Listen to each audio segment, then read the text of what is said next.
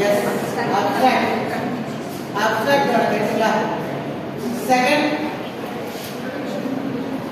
Second என்ன? Second என்ன சொன்னேன்?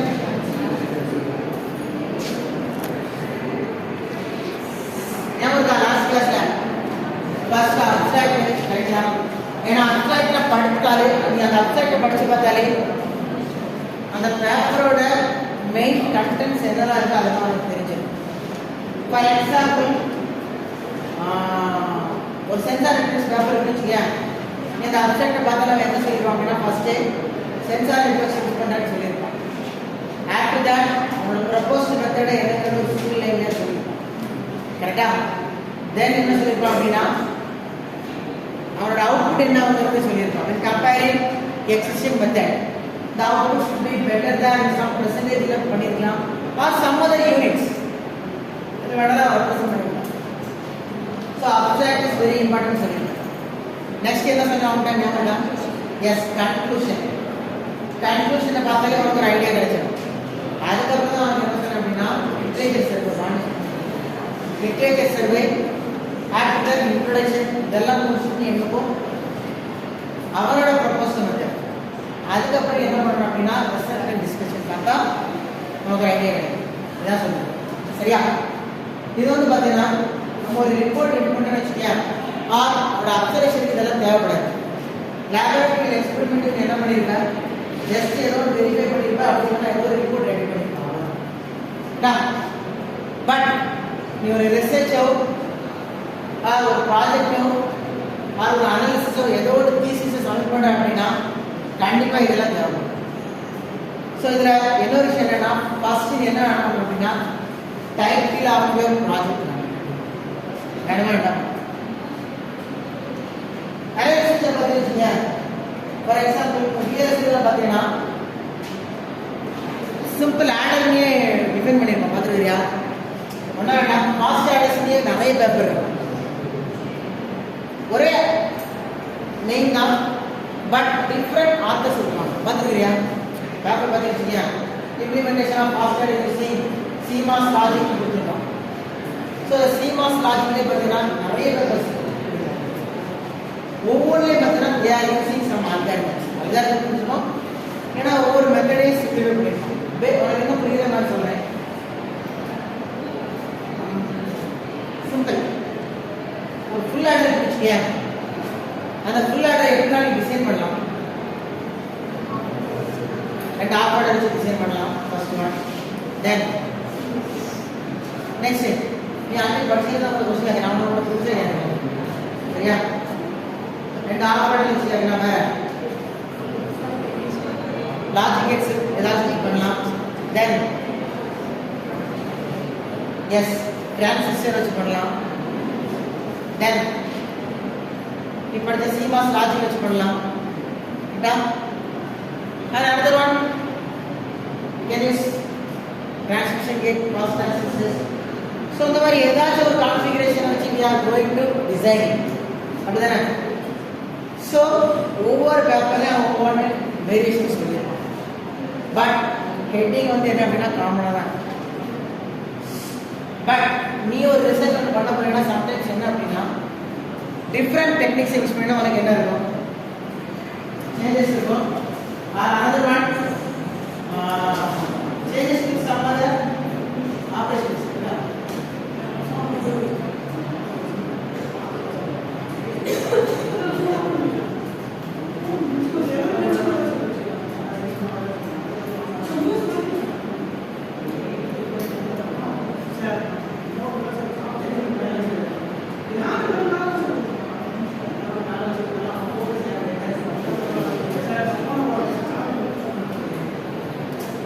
So listen.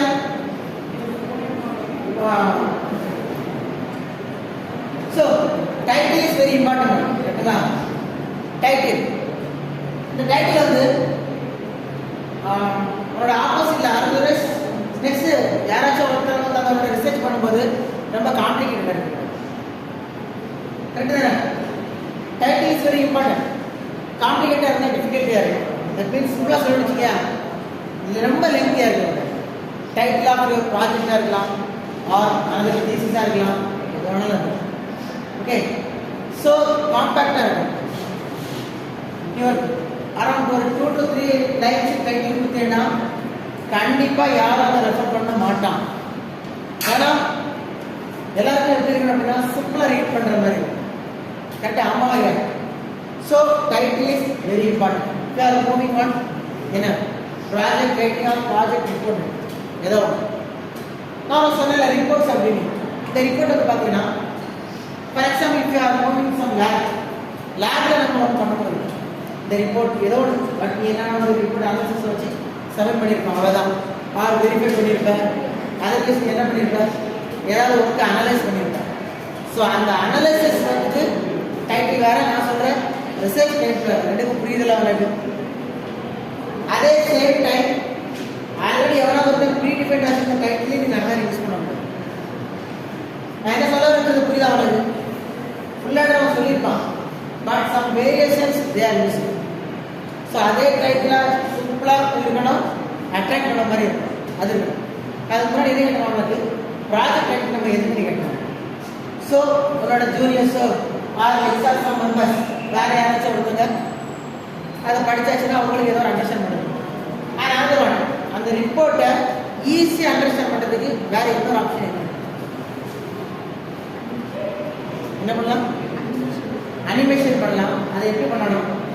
Animation next one. ஆக்சுவலாக ப்ராஜெக்ட் ரிப்போர்ட் ரைட்டிங் என்ன அப்படின்னா நம்ம பண்ண ரிசர்ச்சா, நம்ம பண்ண தீசிஸ், நம்ம பண்ண ஒர்க்கை எவ்வளோ கொடுக்குறது மொத்தம் அதை வந்து படிச்சுக்கிறது தான்.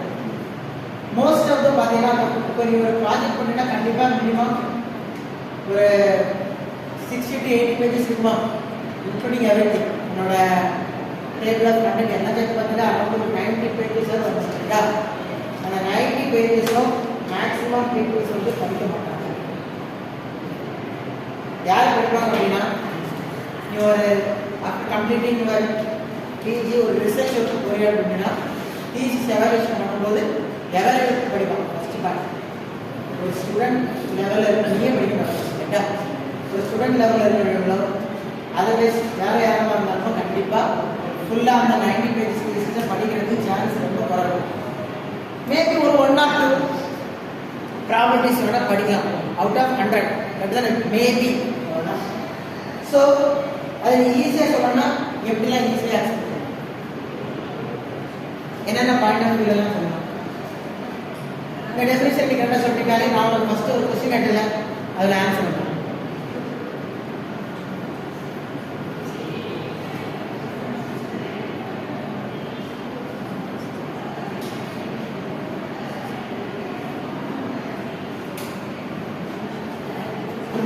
கொஸ்டின் கேட்குறேன். அரௌண்ட் 90 to 100 பேஜ் தீசிஸை யாரும் படிக்க மாட்டாங்க except some of the members. Maybe அது நீ ரிசர்ச் பண்ணி எக்ஸாம்ஸ் பண்ணுற ப்ராஜெக்டாக இருந்தால் உன்னோட கைடாக இருக்கலாம், இங்கே இருந்தால் ஆக்சுவலியாக இருக்கலாம். இல்லை நீ ரிசர்ச் பண்ணுறீங்கன்னா ரிசர்ச் பண்ணுறதுலாம் கைடு இல்லை தான் பண்ணால் அது கைடாக இருக்கலாம். அதர்வைஸ் ஒரு எக்ஸ்டர்னல் மெம்பராக இருக்கலாம். யாராச்சும் 1 or 2 மெம்பர்ஸை தவிர இப்போ இங்கே பார்த்து அரௌண்ட் 46 பேட்ச் 2 பேர் ஒரு பேட்ச் பண்ணேன்னா 21 ரிப்போர்ட் இருக்குது. 21 ரிப்போர்ட்டை நீ எடுத்து கண்டிப்பாக பார்க்கணும். கண்டிப்பாக பார்க்கணும். கரெக்ட் தானே? ஆமாம் இல்லையா? ப்ராக்டிக்கலாக சொல்லு. ப்ராக்டிக்கலாக 23 ரிப்போர்ட்டையும் நம்ம வந்து செக் பண்ண மாட்டோம். ஸோ நம்ம அதை ஈஸியாக ஒருத்தருக்கு இன்னொரு புரிய வைக்கணும்னா எப்படிலாம் புரிய வைக்கணும். அப்ஸ்ட்ராக்ட், கன்க்ளூஷன் பார்க்கலாம். ஸோ அதை எப்படி என்ன சிம்லி வைக்கணும்னா எப்படி சிம்பிளிஃபை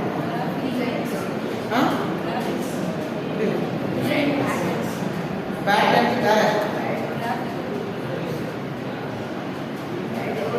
டயக்ராம்ஸ் தென் ப்ரோட்டோடைப் பார்த்தா கண்டிப்பாக புரியாது. கரெக்ட் தானே? நீ ஒரு ப்ரோட்டோடைப்பாக ஏதாச்சும் டிசைன் பண்ணினா அதை பார்த்துட்டு நீ எக்ஸ்பிளைன் பண்ணாமல் ப்ரோட்டோடைப்பை பார்த்தா நோ கேன் அண்டர்ஸ்டாண்ட். கரெக்டா? வேற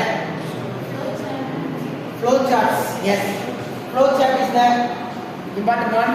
ஆனால் ஃப்ளோ சார்ட்டுமே வந்து பார்த்தீங்கன்னா எக்ஸ்பிளைன் பண்ணால் தெரியும்.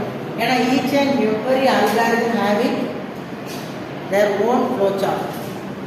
Best example அதே நான் சொல்றேன். think 5th semester study microprocessor 5th 6th படிச்சிருக்கேன். அடிஷன் சப்ராக்ஷன் அதுக்கெல்லாம் ஃப்ளோ சார்ட் போட்டுருக்கல, ஒவ்வொன்றுக்குமே ஃப்ளோ சார்ட் ஒரு சேஞ்ச் ஆகும்.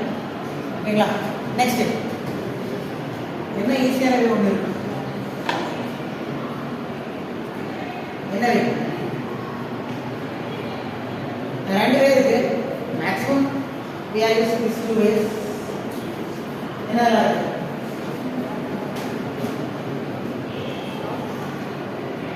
என்ன ஐடியா? ஜஸ்ட் ரெப்ரசன்டேஷன் பண்ணுறேன், கிராஃபிக்கல் ரெப்ரசன்டேஷன் தான். நான் கேட்குறது என்னன்னா உங்களோட டோட்டல் ப்ராஜெக்டையுமே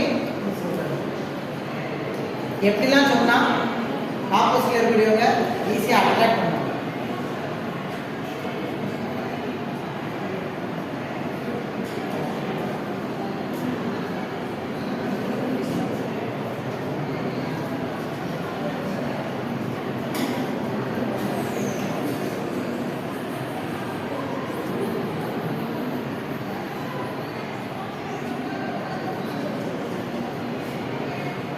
ஆல்ரெடி நீ சொல்லிட்டா ப்ராஜெக்ட் கூட நம்ம எவ்வளோங்க நம்ம ப்ராஜெக்ட் கூட ரெஃபர் பண்ணுறதுக்காக உண்மையில நான் ரெண்டு தானே, இல்லைன்னா யாருக்கும் தெரிய போகிறது இல்லை.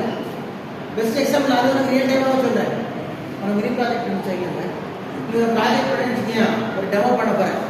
அந்த டெமோ வந்து கான்செப்ட் பண்ணினா நெக்ஸ்ட் ஒரு நீ யாருக்கும் தெரியாது, உன்னோட ஜூனியர் கண்டிப்பாக தெரியாது, எனக்கே தெரியாது. அவங்க தான் சொல்லணும், என் உன் ஃப்ரெண்ட்ஸ்க்கே தெரியாது. கரெக்டாக ப்ராஜெக்ட் இருக்கும் mostly nowadays most of the project are using Arduino. இல்லைனா ராஸ்பெரி பை யூஸ் பண்ண போகிறேன். எல்லா பொருளும் Arduino இருக்கும், ஆர் ராஸ்பெரி பை ஏதோ ஒன்று இருக்க போகிறது. அண்ட் தென் உங்களோட ப்ராஜெக்டை பேஸ் பண்ணி வேறு யாரும் போட்டுட்டு சம்திங் இஸ் தேர், அவ்வளோதான். கரெக்டு தானே? உனக்கு அதை இன்னும் ப்ராக்டிக்கலாக பண்ணணும்னா இன்னும் வேண்டாம், உனக்கு சீரியஸ் பண்ணியிருந்தாலும் ப்ராஜெக்ட்டு லேண்டில் தானே இருக்கும். போய் பாரு, அது பார்த்தா நீங்கள் என்ன ப்ராஜெக்ட் இருக்குது அனலைஸ் பண்ணிடுங்கிறது தெரியாமல் சொல்கிறேன். அந்த ப்ரோட்டோடைப் இருக்குல்ல, அதை பார்த்து கண்டுபிடிச்சி அது என்ன ப்ராஜெக்ட் இருக்குது சாப்பிட்டு நான் கையில் வச்சு புரியுதான் பண்ண முடியுமா? கண்டிப்பாக பண்ண முடியாது. அவனோட ரிப்போர்ட்டை வந்து படித்தா யூ கேன் அண்டர்ஸ்டாண்ட். ஆக்சுவலாக ஈஸியான ஆன்சர் தான். எப்படி பவர் பாயிண்ட் ப்ரெசன்டேஷன் ஒன்று கூடாது. What is another thing? Simple that we use the answer. What's the meaning of PowerPoint presentation? PPT எதுக்கு? நான் வந்து நேரத்தை சொன்னல, நம்ம டே டு டே லைஃப்ல யூஸ் பண்ற நிறைய விஷயங்கள் இந்த கிளாஸ்ல பார்க்க போறோம் அப்படின்னு. Last class itself I told that. So PowerPoint presentation. What is the meaning of that one? PowerPoint presentation la ரிப்போர்ட்ல உள்ள 90 பேஜஸ் மாதிரி போட்டுருவேன். வித் பேராகிராஃபா என்ன பண்ணுவேன்?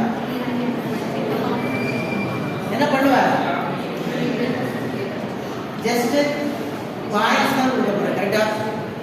ரெஃபரன்ஸ் ஆனால் அதை பார்த்து எல்லாத்துக்கும் புரியாம சொல்ல போறேன். Just diagrams or points whatever it may be, the flow should be like that. Report flows கண்டிப்பாக வரும்.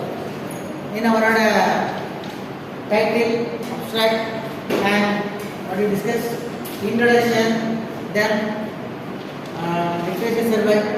Actually, simple, that is easy. Next, literature survey, then existing method proposed, then whatever it can do. This report on the 90 pages. Divide first 10 pages. Introduction. Next 15 pages 25 next chapter literature survey. Next another 10 to 15 chapters existing methods are based on. Next 10 chapters maximum 10 proposed method. After that 5 to 10 pages result and discussion, then reference appendices எல்லாம் பார்த்து வருது. நீ ஒரு செகண்டா சொன்னல literature survey ஒரு 15 pages. இந்த 15 pages power point ரெப்ரசன்டேஷன்ல மாத்தும்போது என்ன பண்ணுவோம்? சிங்கிள் ஸ்லைட் ஆர் 2 ஸ்லைட்ஸ் எப்படி மாத்துவ? கீ பாயிண்ட்ஸ் வேற சிம்பிளா போடுவேன். The word should be yes summary of literature review or literature survey சொல்லுங்க. ஏன்னா 15 ஸ்லைடு உங்களோட லிட்ரேச்சர் சர்வே போட்டீங்கன்னா நாட் யூஸ் யார் ஆக்சுவலி என்ன விஷயம் என்னன்னா அதுலேயே பவர் பாயிண்ட் ப்ரெசன்டேஷன் பண்ணுறேன்னு வச்சுக்கேன். தீசிஸ் ஒர்க் அனலைசிஸ் ஒர்க்கா இன்னும் ஒர்க் பண்ணுறீங்கன்னா அந்த ஸ்லைடுமே ரொம்ப லெங்க்தியாக இருந்துச்சுன்னா அதுவுமே கடுப்பாக தான் இருக்கும், போர் அடிக்கும்.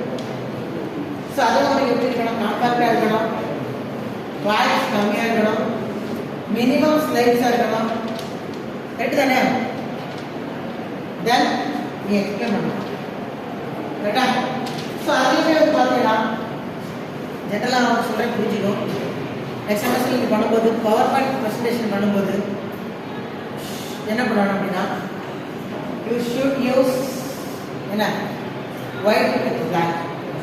நிறைய மார்க்கெட் யூஸ் பண்ணுவோம். ஸோ அதே நிறைய பேர் அட்ராக்ட் பண்ண மாட்டாங்க ரிவ்யூவர்ஸ். இப்போ வந்து நாலு கிலோவில் பிரச்சனை இல்லை. நீ ஃபர்தராக ஒரு கம்பெனியில் வேறு எங்கேயும் புக் பண்ணும்போது இட்ஸ் என்ன நைஸ்.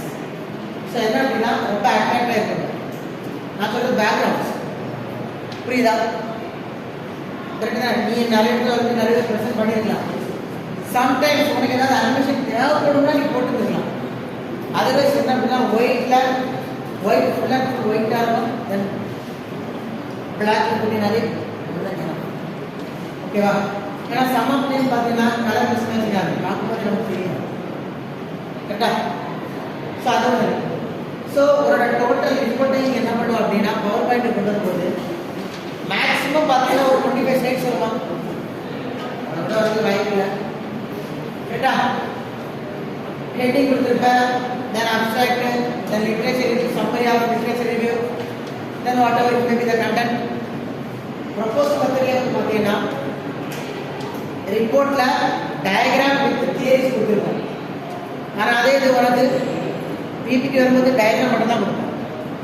நான் இது நிறைய பேரண்ட்ஸ் பார்த்தீங்கன்னா மோஸ்ட் ஆஃப் என்ன தப்பு பண்ணாங்கிறது சொல்லிடுறேன். பவர் பாயிண்ட் ப்ரெசன்டேஷன் பேராகிராஃப் அப்படியே காப்பி பேசி even most of the students not doing proper alignment also. Okay, in your report, not only PowerPoint presentation, in the report itself. So alignment பண்ணும்போது என்ன பண்ணணும் கேட்டா, ஏன்னா இட்ஸ் a basic thing. உங்களோட project report நீ பண்ணுறீங்கன்னு வச்சுக்கோங்க, இதெல்லாம் பேசிக். அலைன்மெண்ட் வந்து இட்ஸ் a mandate. ஆமாங்க, கரெக்டா? ஒன்றா நான் என்ன ஈஸியாக புரியுதுன்னு சொல்கிறேன். நம்ம அனாலிசிஸ் வெப்சைட் போட்டீங்கன்னா ப்ராஜெக்ட் ரிப்போர்ட்டுக்குன்னே ஒரு சாம்பிள் கொடுத்துருக்கோம். ஃபர்ஸ்ட் வந்து பார்த்தீங்கன்னா லோகோ இருக்கும். ப்ராஜெக்ட் ரிப்போர்ட் இப்படி இருந்துச்சு, அந்த சைடு லோகோ, அனாலிசிஸ் லோகோ இருக்கும், right hand side college logo இருக்கும்.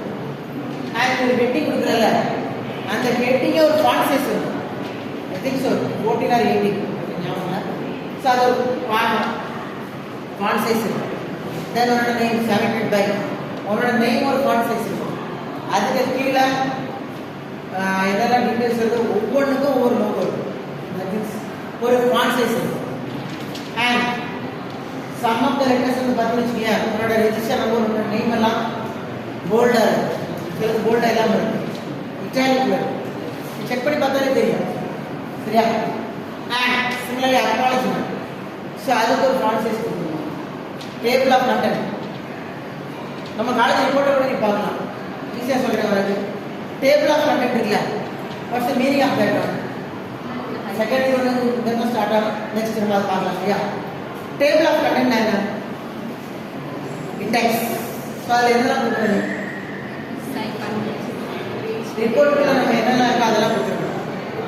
That means your research you are having 7 chapters or so நம்ம 6 or 7 chapters இது பண்ணுவோம். ஆல் சாப்டர்ஸ் எல்லாமே first introduction, literature review, whatever it may be. இதில் important things என்ன அப்படின்னா என்னது? Yes, page number. Page number also important. Analysis ரிப்போர்ட்டில் page number எங்கே வரணும் கொடுத்துருப்போம், bottom of center of the bottom வரும். ஏன்னா நீ பேக் டாக்குமெண்ட் பண்ணும்போது பார்த்தீங்கன்னு வச்சுக்கியா என்னாலும் பண்ணலாம், எடுத்து நீங்கள் போட எடுத்து ரைட்டு டாக்கு என்னாலும். ஸோ அதிலே கொடுத்துருக்கோம் ஒன்லி நியூமரிக்கல் வேல்யூஸ். ஏன் நியூமரிக்கல் வேல்யூஸ் சொன்னேன்? வேற என்ன உண்டு? ரோமன் லெட்டர்ஸ் உண்டா? ரோமன் லெட்டர்ஸ் இருக்கக்கூடாது. ஃபர்ஸ்ட் ஸ்டார்டிங் அப்ஸ்ட்ராக்ட் அதுக்கு தான் ரோமன் லெட்டர்ஸ் இருக்கும். ஆஃப்டர் தட் நீ வந்து எப்போ இன்ட்ரடக்ஷன் ஸ்டார்ட் பண்ணியோ அந்த பேஜ் நம்பருமே வந்து பார்த்தீங்கன்னா அப் டு யுவர் எது வரைக்கும் தான் இருக்கணும். எஸ், கன்க்ளூஷன் ஃபியூச்சர் வரைக்கும் தான் இருக்கணும். ரெஃபரன்ஸ் கிடையாது, ரெஃபரன்ஸுக்கு பேஜ் நம்பர் கிடையாது, அப் டு அது வரைக்கும் இருக்கணும். So table of content is very important. அந்த டேபிள் ஆஃப் கண்டென்ட்லையும் என்னென்ன கொடுத்துருக்குற அது இருக்கும். ஓகேவா? நெக்ஸ்ட் என்ன அப்படின்னா அனாலிசிஸ் இம்பார்ட்டன்ட் பேஸ் பண்ணி நான் உங்களுக்கு என்ன சொல்லிடுறேன். ஓவரியாக கொடுத்துறேன். இந்த டேபிள் ஆஃப் கண்டென்ட்ஸ் இருக்குல்ல, ஸோ இதில் சப்ஹெட்டிங் சொல்லலாமா? பெஸ்ட் ப்ரொபோஸ்ட் மெத்தட் பண்ணுறல ஆர் எக்ஸிஸ்டிங் மெத்தட் பார்க்குறேன். ஸோ அதில் ஃபர்ஸ்ட் சாப்டர் 3 எக்ஸிஸ்டிங் இன்ட்ரடக்ஷன் அதில் சப்ஹெட்டிங் சொல்றதுக்கு சான்ஸ் இருக்குது. எந்த ஒரு புக்கு ஏதாச்சும் ஒரு புக்கு பார்க்குறேன், புக்கில் சப்ஹெட்டிங்ஸ் இருக்குமா இருக்காதா? அதுக்கு சப்ஹெட்டிங்ஸ் வருமா? ஆமாவா இல்லையா? சொல்லு. இருக்கும். ஃபர்ஸ்ட் சப்ஹெட்டிங் எப்படி டிஃபைன் பண்ணியிருக்கோம்? ஒரு புக் இருக்கு, யூனிட் 1, அதை எப்படி டிஃபைன் பண்ணிருக்கோம்? 1.1. நெக்ஸ்ட் அந்த இதில் வந்து சப்ஹெட்டிங் எப்படி டிஃபைன் பண்ணியிருக்கோம்? 1.1. உன்னோட இன்புட் படி எப்படி திரும்ப இருக்கும்? 1ங்கிறது கோல்டில் இருக்கும். இந்த 1.1 சொன்னல அதுவும் கோல்டில் தான் இருக்கும். ரெண்டுக்கும் ஃபாண்ட் சைஸ் டிஃபரன்ஸ் ஆகும். அது 14, இது 12. அந்த 1.1.1 சொல்லலை, அது ஃபுல்லாக கோல்டில் இருக்குது. ஃபர்ஸ்ட் லெட்டர் மட்டும்தான் என்ன இருக்கணும்? கேப்ல இருக்கணும். இன்னும் எல்லாமே ஸ்மாலில் இருக்கும். கேப்ல ஸ்மால். குட். புரியுதா? ரெண்டு அண்டர்ஸ்டாண்ட்? ஸோ இது எல்லாமே உங்களுக்கு எங்கே வரணும்னா table of contents. And another one பார்த்தீங்கன்னா you should give figure number and table number. கொடுக்கணுமா வேண்டாமா? ரிப்போர்ட்ல பெஸ்ட் எக்ஸாம்பிள் டெக்ஸ்ட் புக். நீ எந்த டெக்ஸ்ட் புக் வேணாலும் எடு, அதில் பார்த்தீங்கன்னா ஃபிகர் நம்பரும் இருக்கும், டேபிள் நம்பரும் இருக்கும். கரெக்டா? ஃபர்ஸ்ட் இப்போ நீ ஃபர்ஸ்ட் யூனிட்ல பார்த்தீங்கன்னா அதில் ஃபிகர் நம்பரில் எப்படி ரெப்ரசென்ட் பண்ணியிருக்கோம்? 1.something, 1.2, 1.2. ஸோ அந்த யூனிட் முடிகிறது வரைக்கும் அவன் என்ன பண்ணியிருப்பான்? சாட் அவன் வந்து டேபிள் ஆஃப் கண்டென்ட்டை வச்சு டிஃபைன் பண்ணியிருக்கோம்னா அந்த யூனிட் முடிகிற வரைக்கும் because 1.whatever it may be up to that. Next unit எப்படி ஸ்டார்ட் பண்ணியிருப்பான்? Starting with 2. So the similarly you have to use same process. First introduction இருந்துச்சுன்னா அது 1. சொல்லிக்கும். லிட்ரேச்சர் சர்வேல கண்டிப்பாக எந்த ஃபிகரும் மோஸ்ட்லி இருக்கக்கூடாது. எக்ஸிஸ்டிங் மெத்தடில் இருந்துச்சுன்னா 3, ப்ரப்போஸில் இருக்கிறது 4, ரிசல்ட் வாட்டெவர் பேர் என்ன சாப்டர் போடுறியோ அது வரணும். சிமிலர்லி டேபிள்ஸ் ஆன்சர் அதே ஒரு வேரியேஷன்ஸ் உண்டு. என்ன வேரியேஷன்ஸ்? ஃபிகர் நம்பர் எங்கே வரும்? டேபிள் நம்பர் எங்கே வரும்? பார்த்துக்கிட்டியா? ஃபிகர் நம்பர் எங்கே வரும்? டேபிள் நம்பர் எங்கே வரும்?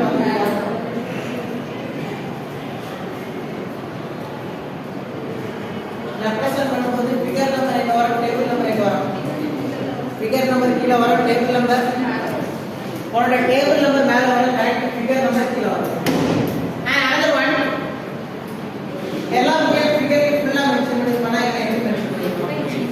எஸ், நிறைய டிஸ்கிரிப்டிவ் புக்கில் எப்படி மென்ஷன் பண்ணியிருப்பான்? FY. அதுலேயுமே ஒரு சேஞ்சஸ் இருக்கும். எல்லாமே கேப்டர் இருக்கும். ஸோ இது எல்லாமே வந்து பார்த்தீங்கன்னா ஸ்டாண்டர்டைஸ் பண்ணுவோம். ஸோ இதில் இருந்து அவரோட ரிப்போர்ட் அவரோட சேனலை they can easily find it. எப்படி இருக்கு? நெக்ஸ்ட் இந்த ஃபிகர் நம்பர், டேபிள் நம்பர் இதெல்லாம் நம்ம கொடுத்துட்டோம். இதை பேராகிராஃபாக ரெப்ரசென்ட் பண்ணணுமா வேண்டாமா?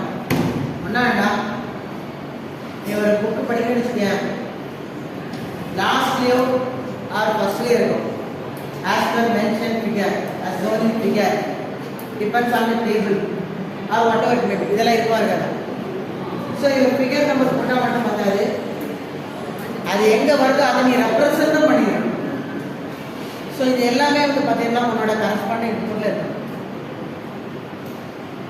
இது என்ன இம்பார்ட்டன்ட் விஷயம் என்னன்னா அந்த ஃபிகர் நம்பர் ஒண்ணா வேண்டாம் அதே பிரிஸ்கிரிப்ட் டெக்ஸ்ட்ல வந்து பாத்தீங்கன்னா ஃபிகர் நம்பர் ஏதோ ஃபிகர் நம்பர் 9.1 போட்டுருக்கோம். ஆனா அடுத்த பக்கத்துல இருக்காது நான் வந்து மாட்டி இருக்கு அது ஏன் அதுவே இல்லையா ஃபிகர் அப்ப ஃபிகர் 9.1 தான் எவ்வளவு போட்டுருக்கோம். ஸோ அது வந்து பாத்தீங்கன்னா ஒரு 3 பக்கம் தாண்டி இருக்கும். என்னன்னா ஆக்சுவலி இது ஈஸியான ஆன்சர் தான், சிம்பிள் ஆன்சர். அதை நான் அலைன்மெண்ட் காட்டி தான் போட்டிருப்பேன், வேற ஒன்றும் கிடையாது. அந்த பேஜில் அதோட அலைன் பண்ணியிருக்காரு. அதனால புக் ஆத்தர் ரெடி பண்ண என்ன பண்ணியிருப்பாரு, ஏதாவது பேஜில் போட்டுட்டு அதை ரெஃபர் பண்ணியிருப்பாரு. ஓகேங்களா? So this is another one way represent பண்ணுறது. Next table number, next table of contents கொடுத்துட்டேன்.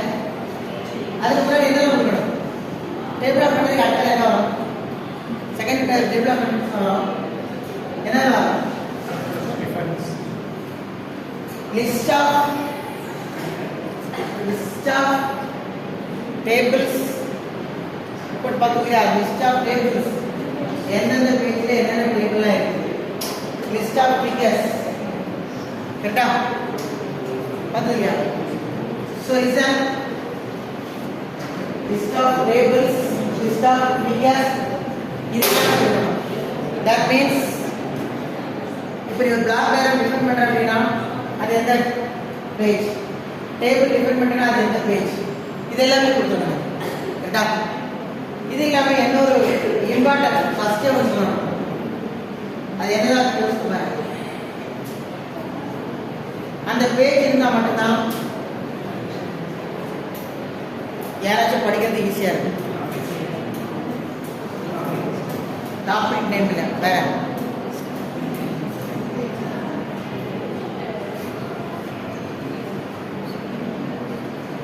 ஆக்சுவலா இண்டெக்ஸ் எல்லாம் வந்து என்ன அப்படின்னா இதெல்லாம் இருக்கிறத சொல்றது. ஒரு இம்பார்ட்டன்ட் ஃப்ரண்ட் பேஜ் ஒன்று யோசிப்பாரு, சம்மரி இல்லை, டெக்னிக்கலுக்கு அது ரொம்ப இம்பார்ட்டன்ட். அதை நான் குழுவம் கொடுக்குறேன். டெக்னிக்கலா ஏதாவது ப்ராஜெக்ட் ரிவ்யூ பண்றீங்கன்னா சரி important. Based on your task.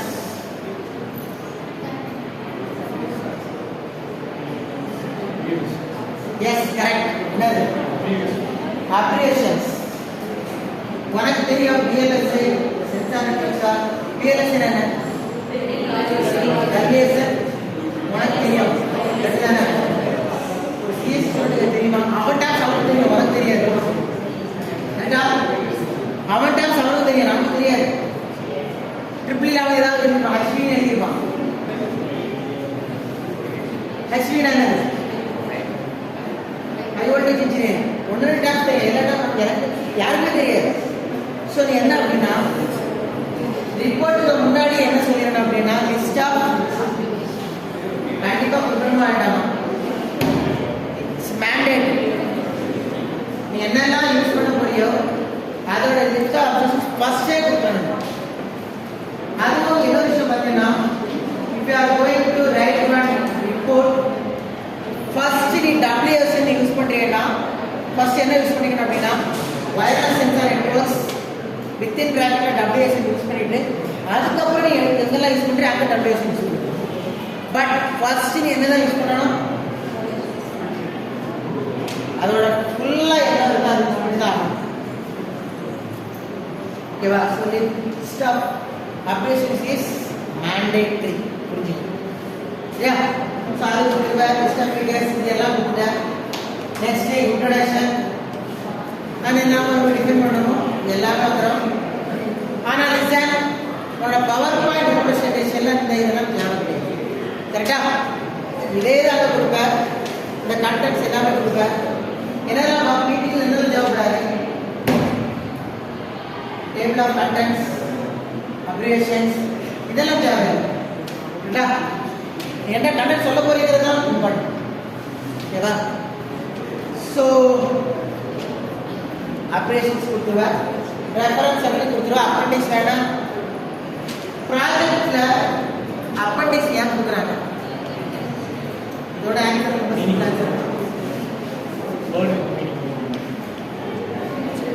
Actually அப்பண்டிக்ஸ்ல என்ன இருக்குன்னு பார்த்துருக்கிறியா?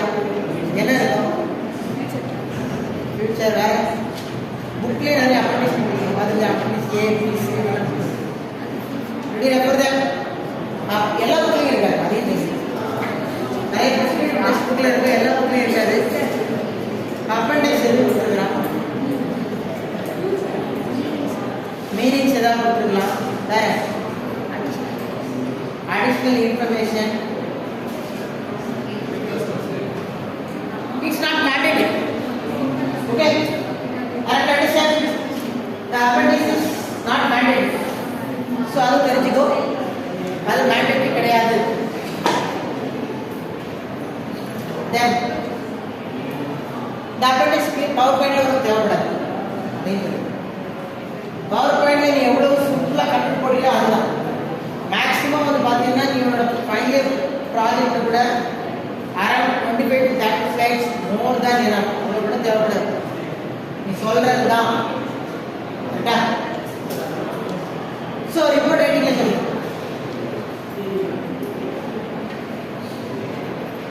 அப்ரேஷன் list, then list of figures, list of tables, abstract. So இதெல்லாம் வந்துருச்சு. ஆஃப்டர் தட் நம்ம லாஸ்ட் கிளாஸில் என்னெல்லாம் டிஸ்கஸ் பண்ணமோ ஸோ அந்த பார்ட்ஸ் எல்லாமே வச்சுருப்பேன். Then your finalist with reference. Appendix வேணால் வச்சுக்கலாம். என்ன ஏதாச்சும் ரிப்போர்ட்டில் பயோகிராஃபி இருக்குது பார்த்துக்கிறியா? அனௌன்ஸ் பண்ணி ஆத்தரோட பயோகிராஃபியோ ஏதாச்சும் இருக்கும். மேபி இருக்கலாம், நாட் மேண்டேட்டரி. பார்த்துக்கிறியா? சம் ஆஃப் த ரிசர்ச்சர்ஸ்லாம் தே ஆர் கிவிங் இருக்கும். Okay, and next one, last one reference சொன்னல, அதுக்கு ஒரு ஃபார்மேட் இருக்கு. பார்த்துக்கிறியா? First relationship between reference and உங்களோட introduction of literature survey.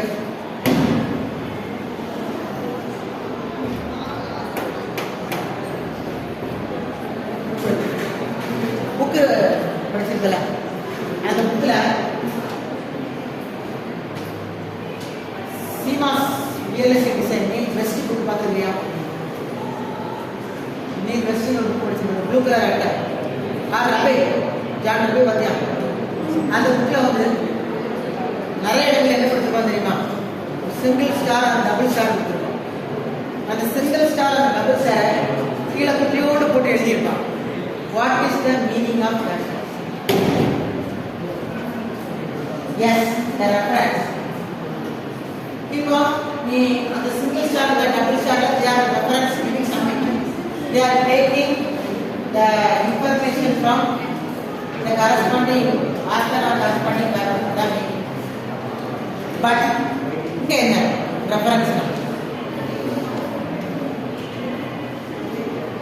Reference என்ன பண்ணுவோம் அப்படின்னா, here we are mentioning with the alphabetical order most of the report writing. So alphabetical order தான் வரணும் இல்லைங்களா? அந்த ரெஃபரன்ஸ் என்ன பண்ணுவாங்கன்னா வித்தின் ஸ்கொயர் பிராக்கெட்ல நம்பர் போடுவாங்க. For example if you are referring with what போடுறேன்னு வச்சுக்கியா, இந்த ஒன்றை நீ எங்கேயாச்சும் ரெஃபர் பண்ணியிருப்பியா? மேபி இன்ட்ரோடக்ஷனாக இருக்கலாம், ஆர் என்னதான் இருக்கலாம், லிட்ரேச்சர் சர்வேல இருக்கலாம், இல்லை எக்ஸிஸ்டிங்கில் வரலாம். இதோட ரிலேட்ஸ் நீ அந்த பேப்பரில் ஏதாவது கண்டென்ட் எடுத்துருப்பல, அந்த கண்டென்ட் ஒரு பேராகிராஃபாக போட்டிருப்பேன். ஸோ அங்கே you have to mention as what with first author name. Repeat understand? புரியுதா?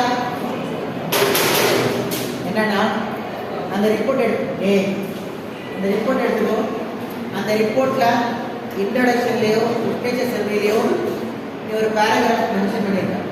அந்த பேராகிராஃப் நீ ஏதாச்சும் உன்னோட ப்ரப்போஸ்ட் இல்லை, திரும்பவும் சொல்கிறேன், it's not your proposed method, it's some introduction or literature survey or existing method.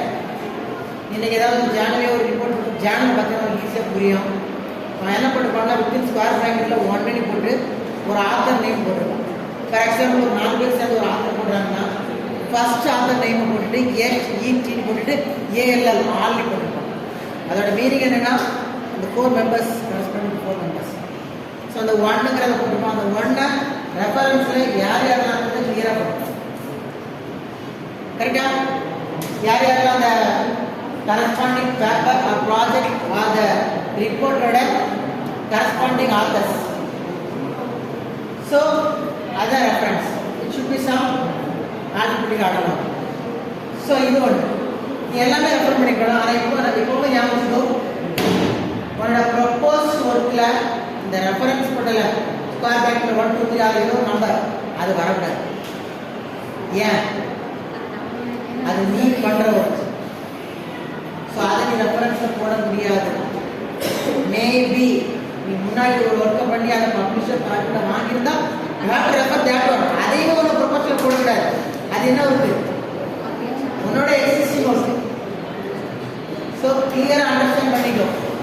Proposal existing difference. அந்த square bracket ஏதோ போடக்கூடாது. நிறைய ரிப்போர்ட்டில் கூட ஏதோ தப்பு சொல்கிறேன். அது காப்பி பேஸ்ட் பண்ணுறதால வரல. நான் ஒரு ஒர்க் பண்ணியிருக்கேன், ஒரு 3 பேர் சேர்ந்து ஒர்க் பண்ணியிருக்கேன்னா IBங்கிற வேலையை யூஸ் பண்ணியிருக்கேன். நீ காப்பி பேஸ்ட் பண்ணி அப்படியே என்ன பண்ணுவேன் இதில் லிட்ரேச்சர் சர்வேயோ இன்ட்ரோடக்ஷன் பண்ணக்கூடாது. பட் மீனிங் ஆஃப் தட் நீ பண்ண மாதிரி ஆகும். அது நீ அப்போ என்ன பண்ண அந்த இடங்கள்ல have to replace with the corresponding author name. Otherwise corresponding author whatever the proposed work, the corresponding author's proposed work. Are you understand? The corresponding author's work. அப்படிதான் பண்ணணுமே தவிர நீ எங்க பிஏ யூஸ் பண்ணா உன்னோட ப்ரொபோஸ் மெத்தட்ல உன்னோட ரிசல்ட் அனாலிசிஸ்ல you have to use that one. But அப்படி யூஸ் பண்ற இடத்துல என்ன பண்ணக்கூடாது? ரைட்டா? So it is also mandatory. சரியா?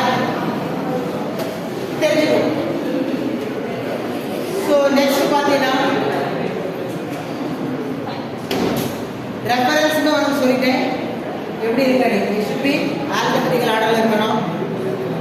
4 ஆர்டர் வந்துனா ஃபர்ஸ்ட் ஆர்டரோட நேம் என்ன இருக்கோ ஸோ அதுல இருந்து the order should be the reference introduction இருக்கலாம், existingல இருக்கலாம், and another one literature survey இருக்கலாம். ப்ரொபோஸ்ட்லயோ ரிசல்ட்லயோ எங்கேயுமே இருக்கும். அதே மாதிரி ஃபர்ஸ்ட் டைம் எந்த பேப்பர் எங்க ரெஃபர் பண்ணி அதை மட்டும் தான் மென்ஷன் பண்ணணும். எல்லா இடத்துலையும் மென்ஷன் பண்ணணும். கிளியரா? அண்ட் அப்ஸ்ட்ராக்ட்ல எந்த ரெஃபரன்ஸோட பாயிண்ட்ஸ் இருக்கும். And the similarly same conclusion. கன்க்ளூஷன்லயும் எதுவுமே இருக்கக்கூடாது. கரெக்டா? ஏன்னா கன்க்ளூஷன்ங்கிறது என்ன அப்படின்னா நீ பண்றது, நீ கொடுக்கறது தான் கன்க்ளூஷன். இதே பாரு சார் ரெஃபரன்ஸ் இருக்குல்ல, அந்த ரெஃபரன்ஸ்னு ஒரு ஃபார்மேட் பார்த்துக்கிறியா? என்ன ஃபார்மேட்? அந்த ரெஃபரன்ஸ்ல என்னெல்லாம் இருக்கும்? ரெஃபரன்ஸ் மொத்தமாக ஒரு 3 லைன்ல இருந்து 4 லைன் தான் இருக்கும். இந்த ரெஃபரன்ஸ் 3 or 4 லைன்ஸ் தான். ஆத்தர் நேம்ஸ், தென் ஏதாவது இருக்கலாம், இயர், தென் இன்னொரு இம்பார்ட்டன்ட் ஒன்று என்ன? டாபிக், தென் வேற என்னெல்லாம் இருக்கு ரெஃபரன்ஸ்ல பார்த்து சொல்ல. ஆக்சுவலா ஃபர்ஸ்ட் ஆத்தர் லைன் இருக்கும். சரிங்களா? 4 or 5 ஆத்தர்ஸ் இருக்கும். ஆர் 8 ஆர் 8 வச்சிருக்கோம். கரெக்டான ஆத்தர் லைன் டபுள் காலர்ல ஆர் சிங்கிள் காலர்ல that topic title of the paper, அவங்க பண்ண title of the paper. Next என்னன்னா எந்த ஜேர்னல்ல பப்ளிஷ் பண்ணிருக்காங்க. கரெக்டா? எந்த ஜேர்னல் ஆர் புக் சாப்டர் இருக்கலாம், புக்கா இருக்கலாம், ஆர் வெப் சோர்ஸா இருக்கலாம். த பெஸ்ட் ஒன் NPTEL பார்த்தீங்கன்னா தெரியும், அந்த சோர்ஸ் ஆல்சோ இருக்கலாம். ஸோ அது வரைக்கும் இருக்கும். ஆஃப்டர் தட் என்ன அப்படின்னா design they are publishing with one prescribed journal அப்படின்னா அந்த ஜேர்னலோட வால்யூம் நம்பர். கரெக்டா? வால்யூம் தட் மீன்ஸ் அந்த ஜேர்னல் எப்போ வேணாலும் பப்ளிஷ் பண்ணல. 2010 இருக்கலாம், 1950 ஜேர்னல்ஸ்ல இருக்கு. அதோட வால்யூம் நம்பர், தென் அந்த வால்யூம் நம்பர்ல the corresponding பேப்பரோட பேஜ் நம்பர் வேணுமா வேண்டாமா? பேஜ் நம்பர், தென் இயர். ஓகேவா? இது எல்லாமே மென்ஷன் பண்ணிடணும். ஸோ அதை பற்றி we can find the என்ன பார்த்துக்கலாம். அந்த பேப்பரோட எல்லா ரெஃபரன்ஸ் எல்லா